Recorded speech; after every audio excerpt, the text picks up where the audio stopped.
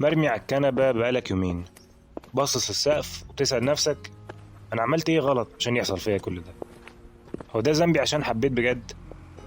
هو أنا ليه قلبي موجوع بالشكل ده؟ طيب قوم اغسل وشك وتعالى أقولك ليه قلبك موجوع بالشكل ده.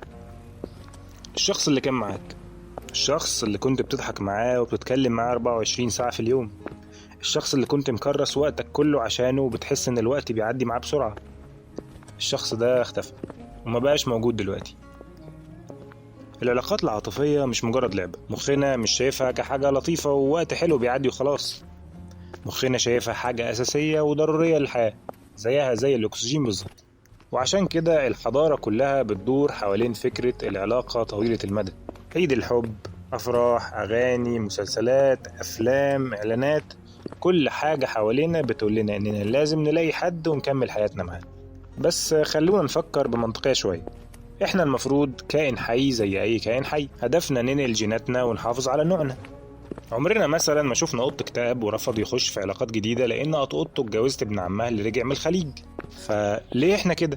يعني ليه اخترنا نحب واحد بس؟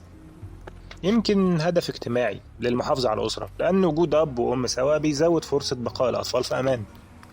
ويمكن عادات وتقاليد ونظام طبقي بيحاول يحافظ على العيلة والثروة. بس أيا كان، سواء بيولوجيا أو ثقافة، فإحنا كبشر مبرمجين على نظام الحب الأحادي.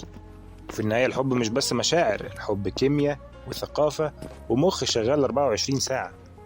عشان كده لما بتفقد حد الموضوع بيكون زي موت جزء منه. احنا هنا بنتكلم عن الحب الحقيقي، مش مجرد رغبة جسدية. الحب الحقيقي المخ بيترجمه بشكل مختلف تماما.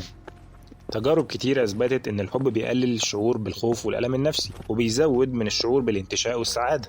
لكن في نفس الوقت المناطق المسؤولة عن التفكير المنطقي في المخ بتنطفي.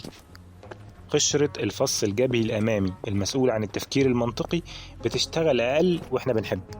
وده بيفسر ليه أوقات بنكون مغيبين في الحب، ليه علامات وصفات ومشاكل كنا بنعتبرها زمان خط أحمر دلوقتي بنتجاهلها عادي جدا عشان اللي بنحبهم. يعني ببساطة الحب بيخدر المنطق، ولما العلاقة بتنتهي عقلنا بيتلخبط. عقلنا كان متبرمج على وجود الشخص ده، كان جزء من يومنا ومستقبلنا، كنا بنبني عليه حاجات وفجأة كل ده راح. حد دخل طفى النور على قلبنا وسابنا ومشي. ومش بس وجع القلب اللي بيكون مؤلم، دي كمان هويتنا الاجتماعية اللي بتتهز. يعني ايه؟ يعني لما تيجي تقول للناس ان علاقتك خلصت بفلان حتى لو كنت الطرف المظلوم في العلاقة، بتحس كأنك انت اللي صدحت، كأنك واقف في وسط الناس وبتقول لهم انا ما كنتش كفاية، اللي كان بيحبني قرر يسيبني. فالموضوع مش بس بيكون احساس بالوحدة، ده كمان في احساس بالإهانة، بالرفض. وأسوأ انواع الرفض لما يجي من حد شافك على حقيقتك، حد شاف كل جوانبك واسرارك وبرغم من كده مشي. وده اللي بيخلي الألم مش بس نفسي، لكن ألم حقيقي زي الألم الجسدي بالظبط.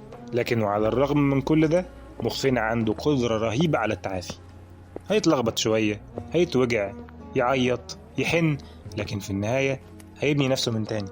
وفي دراسات بتقول إنك لو ركزت على الإيجابيات اللي خرجت بيها من التجربة حتى لو انتهت نهاية مأساوية، ده بيساعد مخك يتعافى أسرع. يعني تفكر في الحاجات اللي بجد اتعلمتها من التجربة دي. أنا اتعلمت أحب بصدق، عرفت إني قادر على العطاء، اكتشفت حاجات عن نفسي ما كانتش هتظهر غير وأنا في العلاقة دي.